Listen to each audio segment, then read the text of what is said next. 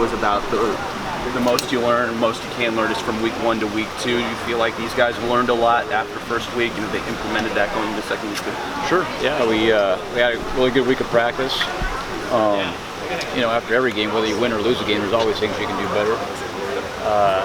Penalties was a big thing we had to clean up, which is mental discipline, just being locked in on practice. We had 4 penalties in the game. I think we scored on one of those drives. And statistically, if you have a penalty, it has nothing to do with the opponent. That's us beating us.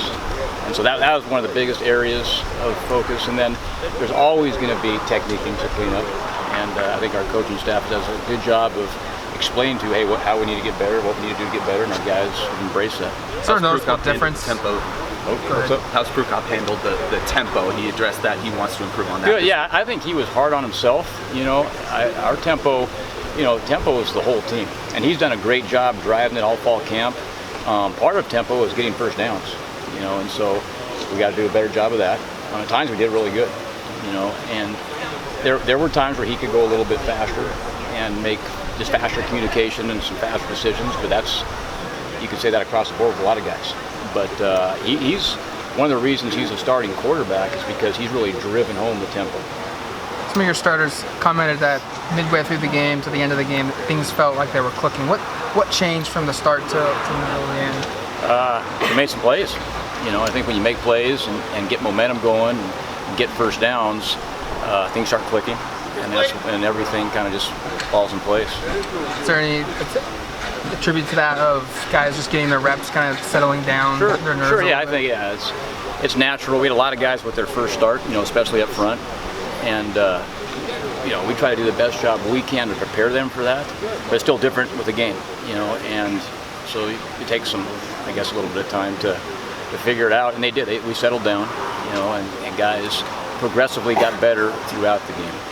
One of the benefits you guys have is 3 very veteran tight ends. Are you guys able to use those guys offensively interchangeably when somebody happens to maybe not be able to play on a Saturday, or are they pretty different characters? Are you saying as far as like an offensive line type, using the tight end as an offensive lineman? Yeah, or using them in the pass game as well. Yeah, I mean we feel like we have depth of skill spots, tight end, running back, and receiver. So if, for example, if a receiver gets nicked up, we feel like we can go 2 back, we can go 2 tight ends, and still run the same plays. And our system gives us a lot of flexibility to do that. But are you guys able to use like an Evan Bayless in the same way you would use a Johnny Munt as you would use a Sure. Yeah, that's when they know our system. Evan Bayless and Johnny Munt know Charles Nelson's position, and vice versa. Now they might not all do it the exact same way, but they know the positions, so you can still run your offense no matter who's in there. Thoughts on Virginia defensively? They're a good football team. I'm sure after last week they're going to be fired up to try to get a win. So it's a big challenge to us. We played them down there a couple of years ago, and it's a lot of new faces, but they've got a lot of talent on defense, and wherever Coach Minden Hall has been, he's done a good job.